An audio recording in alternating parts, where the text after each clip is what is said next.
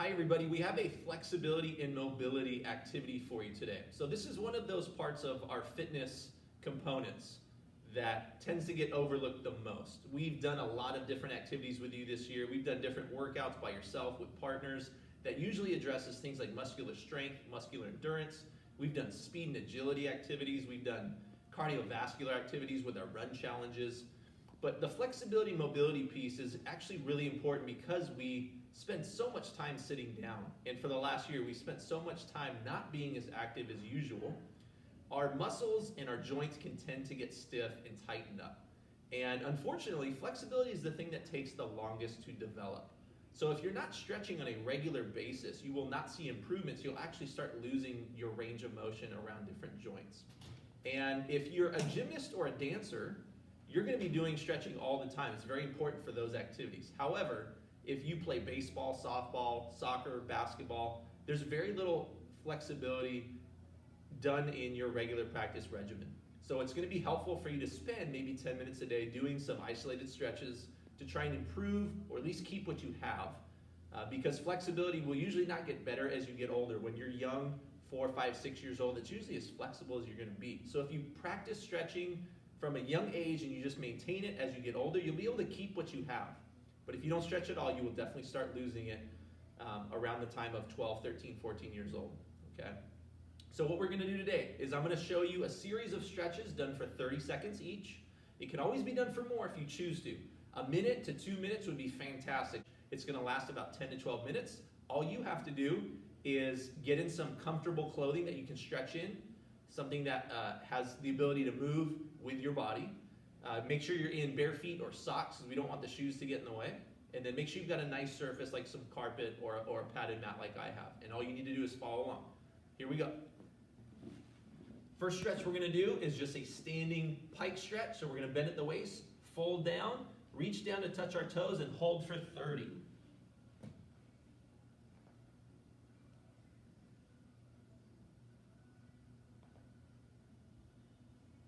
Make sure you're squeezing your quads on the front of your leg. Pull your kneecaps up. That'll keep your legs straight. If you look like me, legs straight. So you're stretching the back of your leg. If you can touch the ground, go ahead and reach behind you a little bit and tuck your chin. And that's 30. Now we're going to go to a straddle stretch. So get your feet wide and hang straight down to the middle. Still pull your kneecaps up by squeezing your quads.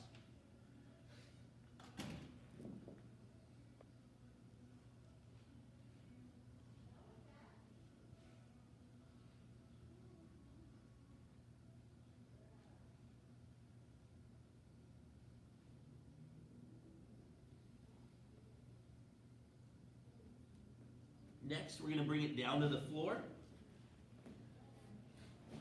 We're going to get our feet wide as you can go, and then we're just going to stretch straight down the middle. 30 seconds.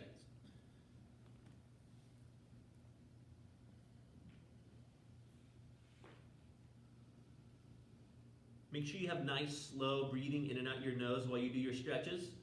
The more you can relax and accept the stretch, the more your body will adjust.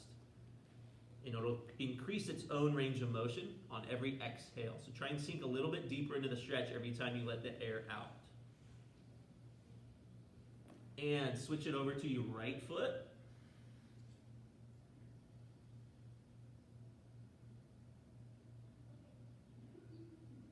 Keep those knees pulled up. Squeeze those quads.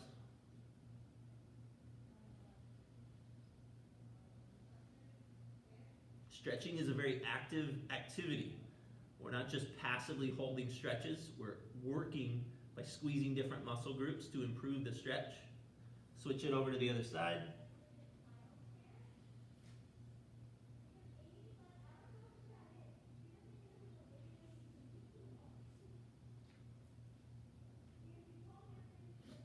So while we're stretching our left side, I'm squeezing my quadricep muscle that's on the top of my thigh. That's going to pull my kneecap up towards my hips, but I'm also doing it on the other leg. So we feel the stretch on this side, but I'm still keeping tight over here. Let's come into a butterfly stretch. Bring your feet together. If you need to, you can always sit on a really thick book or a yoga block to make this one a little bit more effective. If you're really tight, really inflexible, having your hips elevated will help. Make sure our posture looks great. And then pull your knees open with your leg muscles. And make sure your heels are as close to your hips as possible. Breathe in through your nose. And out through your nose.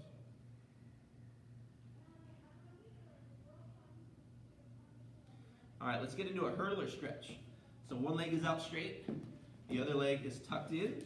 Because my right leg is curled in, I'm going to reach over and grab my left foot with my right hand.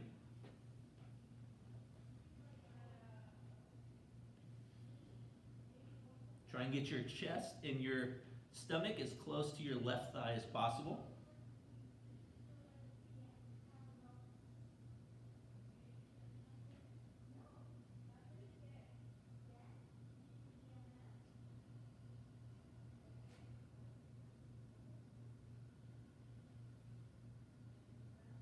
And take that straight leg, put it over top, hug that knee in for the pretzel stretch. Good posture on this. We don't want to hunch back. We want a nice, tall, straight spine. We're just hugging our knee in.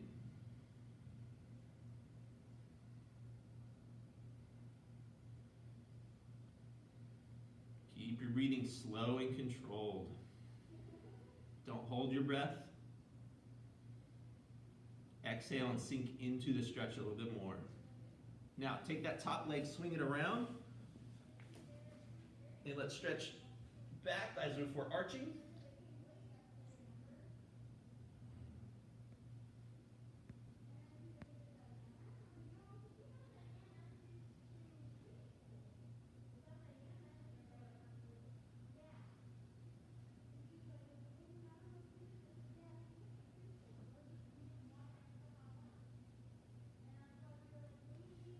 Now sit up. Try and push your left hip to the ground. This is stretching the internal rotators of your hip, a commonly overlooked area.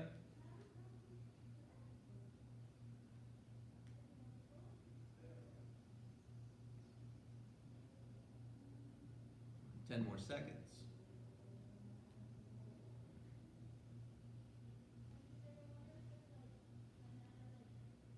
And now let's go into that pigeon stretch.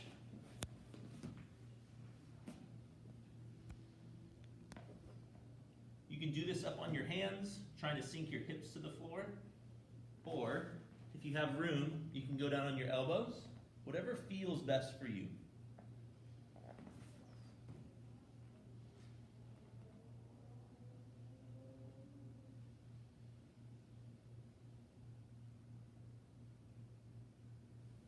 And now let's switch side. We'll come into the other hurdler stretch.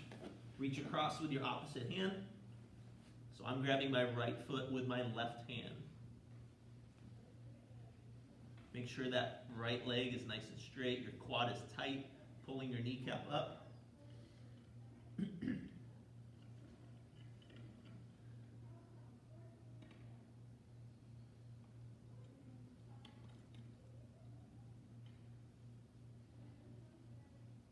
Cross it over for the pretzel. Sit up tall. Hug that knee in.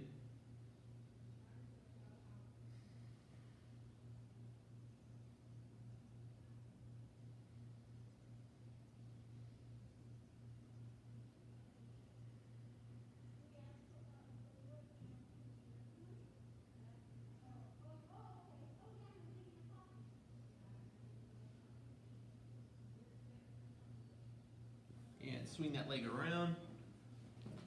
Let's reach.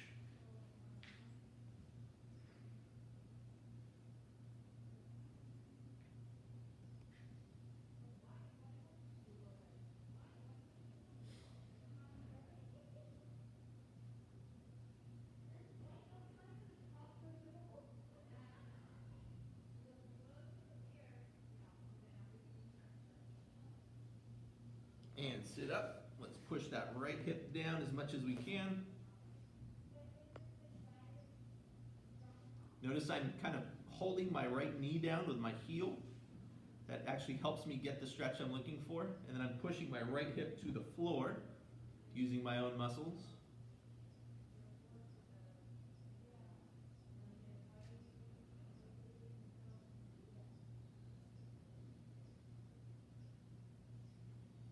And let's come into that pigeon stretch.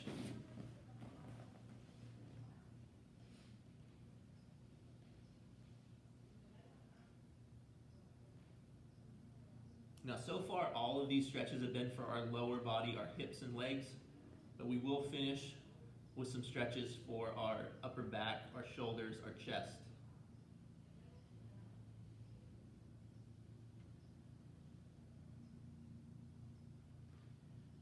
And come right up into a lunge stretch. We're going to tuck our hips under. It's called posterior pelvic tilt. We're going to push our hip flexor forward, and we're going to pull our ribs down. So we pull our ribs in, we squeeze our belly tight, we draw our belly button into our spine. I'm squeezing my right glute, and I'm pushing my hip forward. I'm feeling the stretch right across the front of the hip and thigh. It's called the hip flexor. Now I'm going to reach back and grab that foot for a quad stretch. Still pushing your hip forward, still pulling your rib cage down. This one requires some balance, so if you need a hand on a couch or a chair, please do that instead of falling all over the place.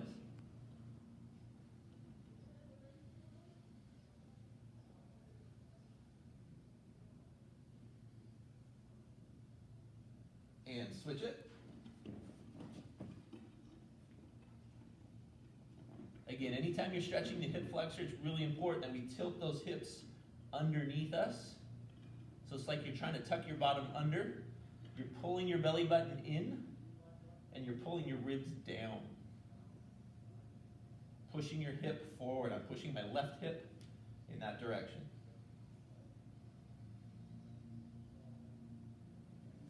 Reach back, grab that quad.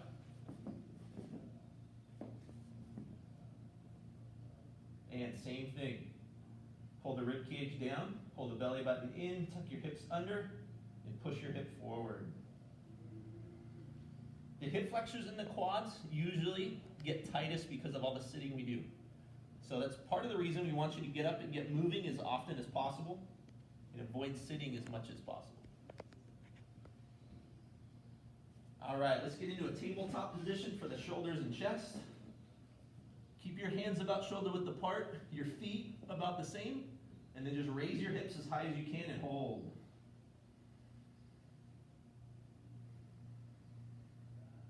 Try and make your chest as big as possible, and keep your fingers pointing back.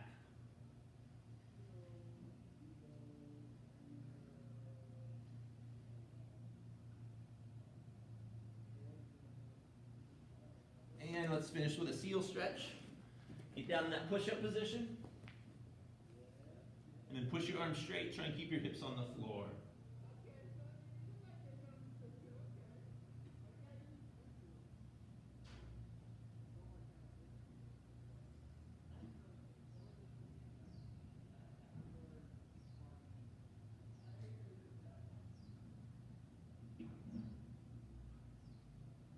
And we're done. So that's it for today. That was a nice little 11-minute stretch sequence. It doesn't take a lot of time, doesn't take a lot of effort. It'll definitely make your body feel better. You can feel free to extend the stretches from 30 seconds to a minute, minute and a half, maybe even 2 minutes if you feel like it's gonna benefit you. But we do want you to try and get some stretching done, if not every day, at least every week. It's the thing that takes the longest to develop, so just be consistent, put in the time, give your best effort, and you'll see some flexibility improvements over time. All right, everybody. Thanks for joining us today. We'll see you next time.